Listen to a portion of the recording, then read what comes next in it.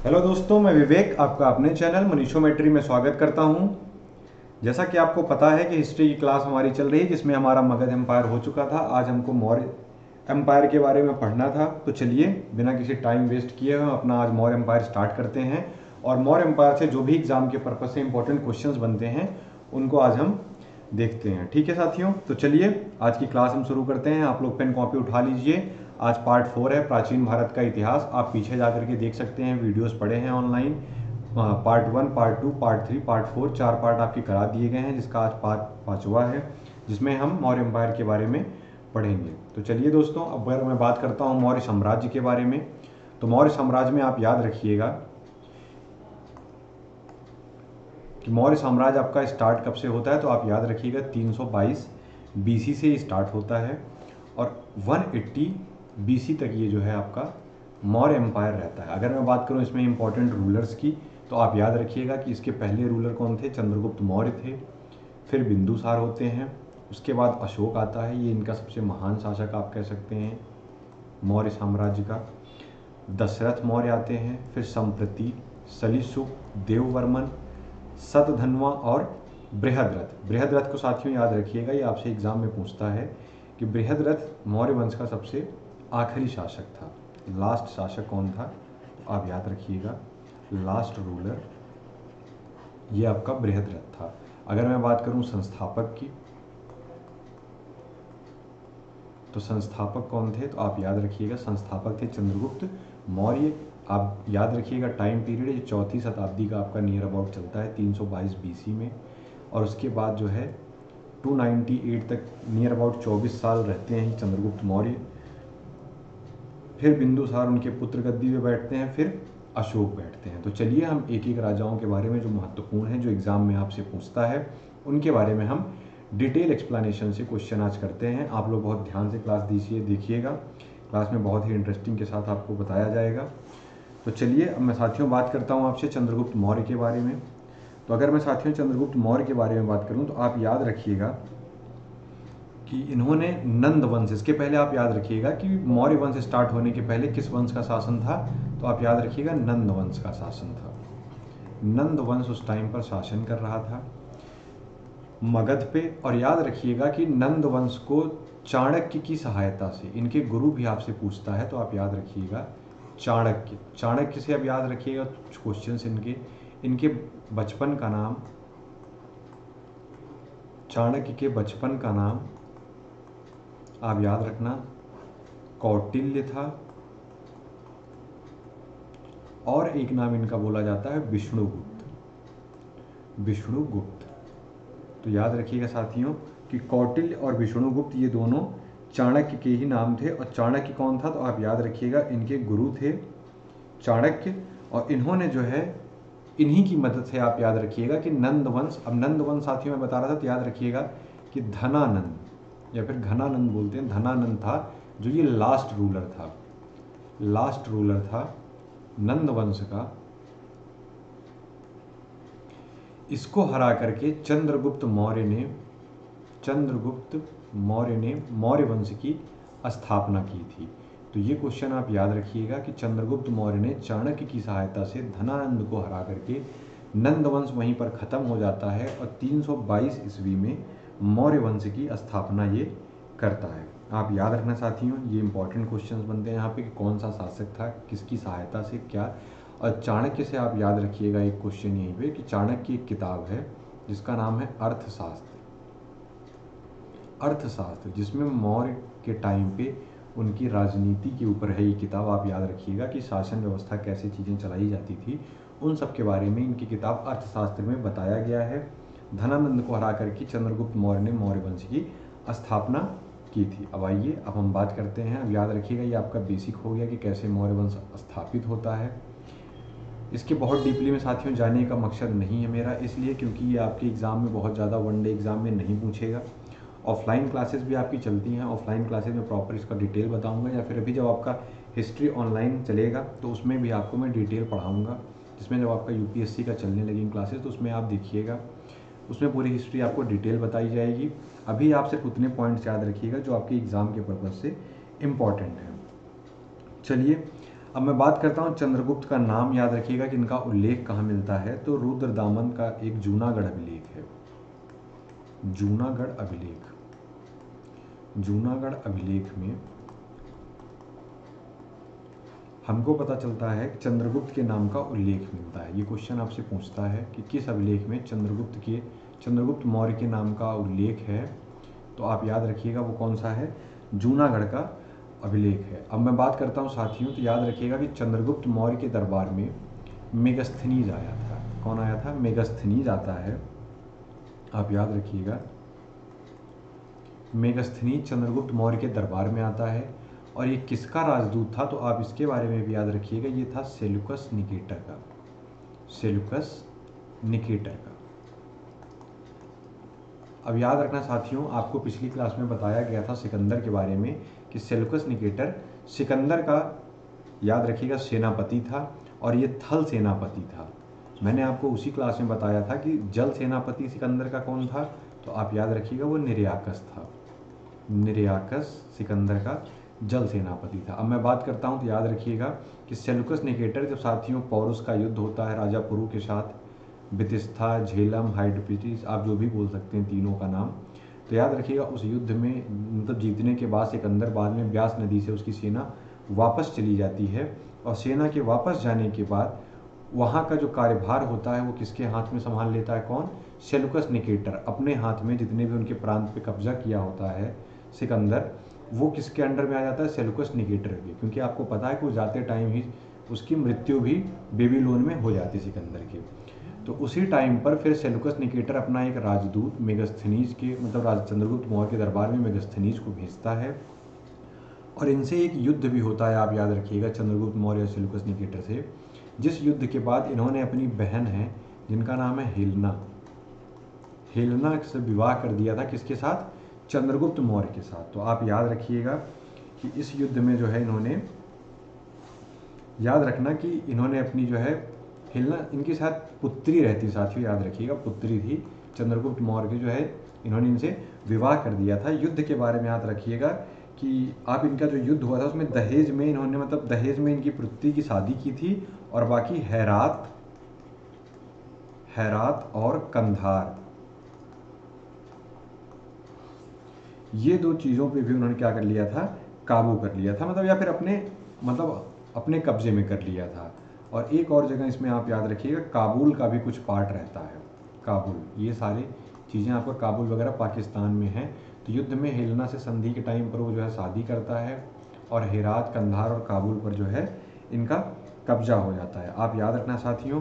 अब मैं बात कर रहा था मेगस्थनीज की, तो मेगस्थनीज के बारे में आप याद रखिएगा, इनकी एक बहुत फेमस किताब है इंडिका, जिसमें मौर्य वंश के बारे में जानकारी मिलती है। तो आप याद रखना, आपसे इंपॉर्टेंट क्वेश्चन यहाँ से बन सकते हैं, वनडे एग्जाम में यही क्वेश्चन आएगा कि सेल्यूकस निकेटर किसका था, जूनागढ़ का अभिलेख में मौर्य का इनका नाम, चंद्रगुप्त मौर्य संस्थापक थे, और बाकी थल सेनापति, जल सेनापति, मेगस्थनीज की किताब कौन सी थी, किसका वो राजदूत था। यहाँ से सारे क्वेश्चन साथियों आपके बन सकते हैं। चंद्रगुप्त मौर्य के बारे में बात करूँ इनके धर्म की, तो आप याद रखिएगा कि इनका धर्म कौन सा था, तो इन्होंने जैन धर्म को फॉलो किया था, जैन धर्म को अपनाते थे, कौन, चंद्रगुप्त मौर्य। याद रखिएगा क्वेश्चन साथियों, जो इस टाइम मुद्रा चलती थी मौर्य वंश में, याद रखिएगा उनका नाम था पंचमार्क, पंचमार्क या फिर आहत सिक्के, इनको आहत सिक्के भी बोला जाता था। तो याद रखिएगा मुद्रा कौन सी थी, पंचमार्क या आहत सिक्के। धर्म कौन सा फॉलो करते थे, वो जैन धर्म फॉलो करते थे। मैंने आपको एक क्वेश्चन इसमें बताया साथियों कि पीछे अभी कौटिल्य कौन थे, इनके गुरु थे, याद रखिएगा कौटिल्य इनके कौन थे, गुरु थे। अगर मैं यहीं चंद्रगुप्त मौर्य की पत्नी के बारे में बात करूं, इनकी पत्नी का क्या नाम था, तो इनकी पत्नी का नाम साथियों देखने को मिलता है, आप याद रखिएगा दुर्धरा, दुर्धरा ये भी इनकी पत्नी थी। मैंने आपको बताया सेल्यूकस निकेटर उनकी पुत्री से हेलेना से भी ये शादी करते हैं, और दुर्धरा के बारे में भी साथियों ये कहा जाता है कि ये धनानंद की पुत्री थी। तो आप याद रखना घनानंद की ये पुत्री थी, इस बात को भी आप याद रखिएगा, कभी कभी ये क्वेश्चन आपसे पूछ सकता है। और याद रखिए क्वेश्चन साथियों पूछता है कि ऐसा कौन सा राजा था जिसके शासनकाल में भीषण अकाल पड़ा था, तो वो अकाल भी चंद्रगुप्त मौर्य के ही शासनकाल में पड़ा था। ये क्वेश्चन भी आप इनसे याद रखिएगा। अब इसमें एक इम्पॉर्टेंट क्वेश्चन साथियों और बनता है, उसके बारे में अगर मैं बात करूं तो आप याद रखिएगा कि इन्हीं के टाइम पर एक किताब लिखी थी विशाख दत्त के द्वारा, मुद्रा राक्षस। सबसे इम्पॉर्टेंट तो पहले आप याद रखिएगा मुद्रा राक्षस के लेखक कौन हैं। तो मुद्रा राक्षस के लेखक हैं विशाख दत्त। विशाख दत्त आप याद रखना, विशाख दत्त जो है इसके लेखक हैं। और याद रखिएगा कि इसमें ये बताया गया है कि जब शत्रुओं से कोई लड़ाई वगैरह होनी होती थी तो चाणक्य किस हिसाब से राजनीति करके उन अपनी टेक्निक या फिर अपनी जो दिमाग का यूज़ करके वो कैसे सेना का जो नेतृत्व करवाते थे चंद्रगुप्त मौर्य से, या फिर टेक्निक बताते थे युद्ध की जो भी थी, जिसमें चंद्रगुप्त मौर्य हमेशा क्या होते थे, विजय हो जाते थे। तो आप याद रखिएगा कि वो विशाख दत्त के द्वारा मुद्रा राक्षस में इन सारी बातों का वर्णन मिलता है। साथियों यही कुछ इंपॉर्टेंट क्वेश्चन आपके चंद्रगुप्त मौर्य से बनते हैं। आइए अब हम अगले रूलर के बारे में बात करते हैं। अगला रूलर हमारा कौन सा है, बिंदुसार। अगर मैं बिंदुसार के बारे में बात करूं दोस्तों, तो बिंदुसार के बारे में याद रखिएगा कि ये चंद्रगुप्त मौर्य का पुत्र था। इनके पिता कौन थे, तो पिता आप याद रखिएगा चंद्रगुप्त मौर्य। चंद्रगुप्त मौर्य इनके कौन थे, पिता थे, आप याद रखिएगा। उसके बाद जो है ये गद्दी पे बैठते हैं। चाणक्य इनका भी याद रखिएगा, इनके भी गुरु या फिर आप प्रधानमंत्री उनको कहते थे उस टाइम पे, कि वो तरीके से मतलब देखते थे राजवाज में क्या कैसे हो रहा है। तो याद रखिएगा कि चाणक्य इनके भी टाइम पीरियड में रहते हैं। बिंदुसार के कुछ टाइम तक इनके शासनकाल में भी चाणक्य रहते हैं। अब अगर मैं बात करूं साथियों, तो एक क्वेश्चन आपसे और पूछ लेता है कि यूनान का एक शासक था जिसका नाम था एंटियोकस। आप याद रखिएगा एंटियोकस ने एक अपना दूत भेजा था इनके दरबार में, जिसका नाम था डाइमेकस। दूत था, आप याद रखिएगा, जिसका क्या नाम था, डाइमेकस। तो ये क्वेश्चन पूछता है कि बिंदुसार के दरबार में कौन यूनानी आया था, तो आप याद रखिएगा दूत, तो याद रखिएगा डाइमेकस। क्वेश्चन इंपॉर्टेंट है दोस्तों, यहाँ से क्वेश्चन आपसे बन सकते हैं, तो याद रखिएगा। और बिंदुसार को एक उपाधि मिली है दोस्तों, उसके बारे में भी याद रखिएगा। इनकी एक उपाधि है बिंदुसार की, जिसको इनको अमित्रघात बोला जाता है। अमित्रघात याद रखिएगा, जिसका मतलब होता है शत्रुओं का नाश करने वाला। शत्रुओं का नाश करने वाला। याद रखना साथियों, इनको एक और दो उपाधि मिलती हैं, जिनमें भद्रसार है, सिंहसेन है। तो ये सारे भी आपसे पूछ सकता है, तो याद रखिएगा कि भद्रसार, सिंहसेन, ये कुछ उपाधि भी इनको मिली होती है। किसको, बिंदुसार को। एक क्वेश्चन साथियों इनसे और बन सकता है आपका इम्पोर्टेंट, कि तक्षशिला में विद्रोह हो जाता है। आपको पता है तक्षशिला यूनिवर्सिटी अध्ययन का केंद्र, तो तक्षशिला में विद्रोह होता है। तो आप याद रखिएगा कि तक्षशिला में विद्रोह होने के बाद ये अपने पुत्र, इसका सबसे बड़ा पुत्र था जिसका नाम था, आप याद रखिएगा, पूछता है कभी कभी, सुसीम इसका ज्येष्ठ पुत्र रहता है, सुसीम, आप याद रखिएगा, जिसको ये भेजता है कहाँ पे, उस युद्ध मतलब जो है विद्रोह को दबाने के लिए। और इसके बाद इसी विद्रोह को दबाने के लिए भी नहीं, एक ये पहले विद्रोह को दबाने सुसीम जाता है और दूसरे विद्रोह को दबाने के लिए आप याद रखिएगा अशोक को भेजता है। तो ये क्वेश्चन आपसे पूछ लेता है कि तक्षशिला में जो दो विद्रोह हुए थे उसमें किसको भेजा था उसने जो उसको दबाने के लिए, तो पहले सुसीम जाता है फिर अशोक जाता है। तो ये क्वेश्चन भी आप याद रखिएगा। सुसीम इनका लड़का था बिंदुसार का, पिता इनके चंद्रगुप्त मौर्य थे, चाणक्य इनके भी दरबार में मंत्री थे, यूनान का एक शासक एंटियोकस, उसका दूत डाइमेकस इनके दरबार में आता है। उपाधि इनको अमित्रघात की मिलती है, जिसको शत्रुओं का नाश करने वाला बोला जाता है। और तक्षशिला में दो विद्रोह होते हैं, जिसमें एक में सुसीम जाता है और दूसरे में अशोक जाता है। तो ये कुछ क्वेश्चंस आप याद रखिएगा साथियों, बिंदुसार से रिलेटेड एग्जाम में आपके आ सकते हैं। साथियों, सबसे महत्वपूर्ण और सबसे इम्पॉर्टेंट रूलर जो है मौर्य वंश का, वो कौन सा है? आप याद रखिएगा, अशोक। इसको आप कह सकते हैं कि सबसे महान रूलर भी कहेंगे तो कोई गलत बात इसमें नहीं है। आप याद रखना कि बिंदुसार के बाद गद्दी पे कौन बैठता है? अशोक बैठता है।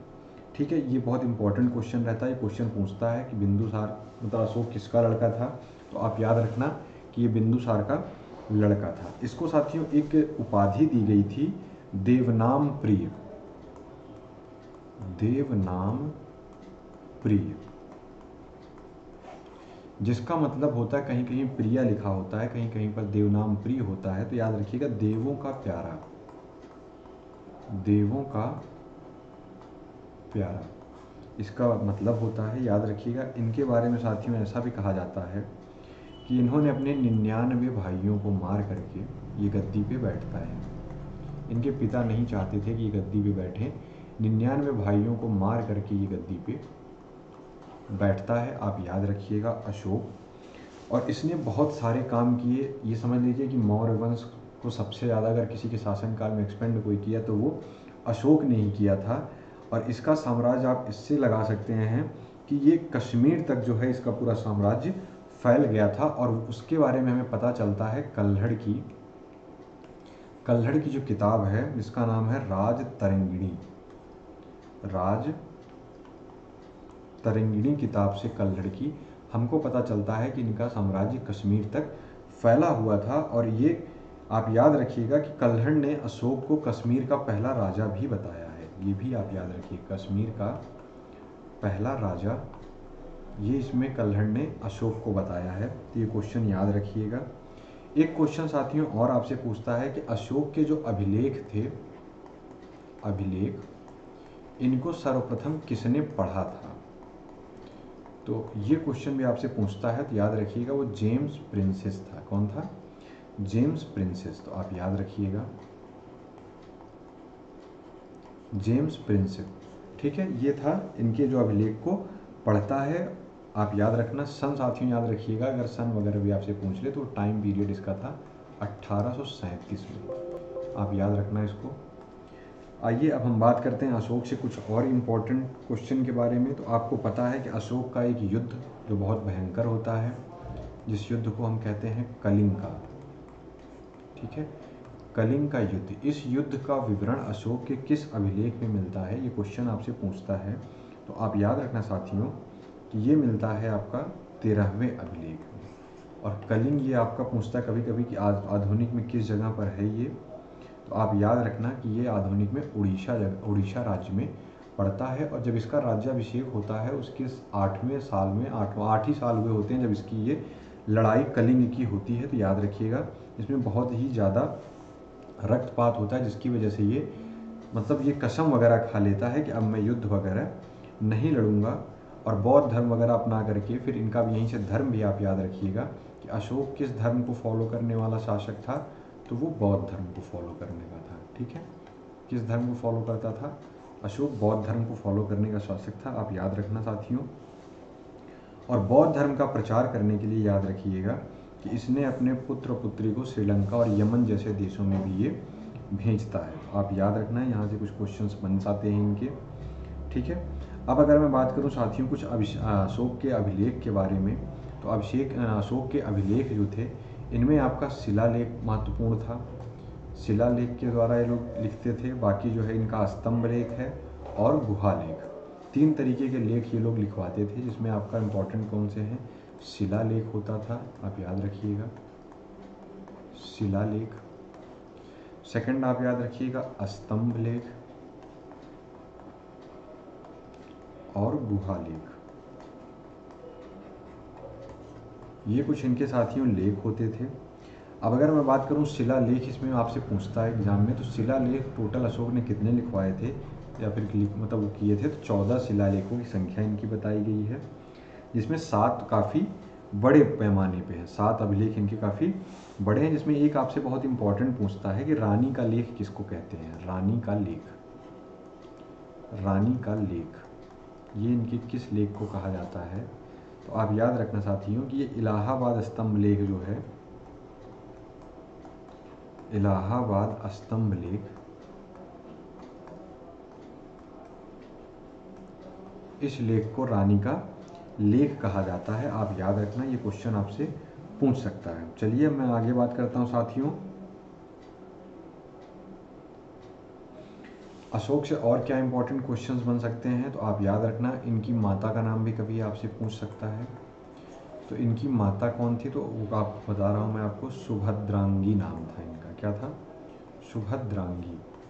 ये युद्ध वगैरह के टाइम चोटिल हो जाते हैं बिंदुसार, तो वहाँ उन्होंने इनसे विवाह किया था। ये ऑफिशियली पहले इनको पता नहीं था कि अशोक इनका लड़का है, बट बाद में चाणक्य वगैरह की मदद से कुछ ऐसी परिस्थितियाँ होती हैं जब इनको पता चलता है कि अशोक मेरा ही पुत्र था। तो आप याद रखिएगा कि इनकी माता का क्या नाम है, सुभद्रांगी था। बाकी बिंदुसार ने जो है और भी मतलब जो है शादियाँ की थी, ऐसा नहीं है। तो आप याद रखिएगा अशोक की माता कौन थी, उसमें सुभद्रांगी थी। और कश्मीर नगर की स्थापना या कश्मीर की स्थापना श्रीनगर में भी आपसे पूछ ले, कश्मीर की स्थापना, तो इस क्वेश्चन को आप याद रखिएगा कि कश्मीर की स्थापना मतलब, या फिर कश्मीर की स्थापना में आप याद रखिए कश्मीर में श्रीनगर की स्थापना, थोड़ा सा इसको करेक्ट कर लीजिएगा, कश्मीर में श्रीनगर की स्थापना। तो याद रखिएगा ये अशोक इसने किया था। ये किसके द्वारा हमें पता चलता है, कल्हड़ के द्वारा। उन्होंने वह इसमें अपने राज तरंगिणी में इन्होंने एक्सप्लेन किया हुआ है कि कल्हड़ के अनुसार अशोक जो है श्रीनगर की स्थापना करता है। तो आप याद रखिएगा। और इनका एक अभिलेख साथियों और बहुत महत्वपूर्ण है, उसके बारे में आप याद रखना कि इन्होंने गिरनार का एक अभिलेख था, गिरनार अभिलेख, जिसमें इन्होंने मनुष्यों और पशुओं दोनों के लिए, मनुष्यों और पशुओं दोनों के लिए जगह जगह पर क्या किए थे इन्होंने, हॉस्पिटल, चिकित्सालय वगैरह बनवाए थे। तो ये क्वेश्चन आपसे काफ़ी पूछता है। वो कौन सा था, गिरनार का अभिलेख था, आप याद रखना। बाकी आपको पता है सारनाथ स्तंभ में इनके 4 सिंहों की आकृतियाँ जो है वो बनाई गई हैं। तो वो कौन सा है, वो सारनाथ का स्तंभ में इनकी सिंह की जो 4 आकृति हैं वो सारनाथ में है। साथियों यहाँ से बहुत ज़्यादा क्वेश्चन अगर आपका बनेगा तो आप याद रखिएगा अशोक से यहीं से क्वेश्चन बनेंगे, देवनाम प्रिय वगैरह। बाकी अभी इनके बाकी शिलालेख वगैरह भी एक्सप्लेन करके अगर मैं बताऊंगा तो काफ़ी लंबी क्लास हो जाएगी। मैं एक आपको ऊपर खाली व्यू देना चाहता हूँ कि अशोक के टाइम पीरियड में जो इंपॉर्टेंट क्वेश्चन जो आप एग्ज़ाम के आखिरी समय में रिवीजन करके जा सकते हैं, वो आप कुछ इंपॉर्टेंट पॉइंट्स यहाँ से आप देख लीजिए। वीडियो अगर आप देख लेंगे तो आपको मे बी क्वेश्चन आपका एग्ज़ाम में आराम से हो जाएगा।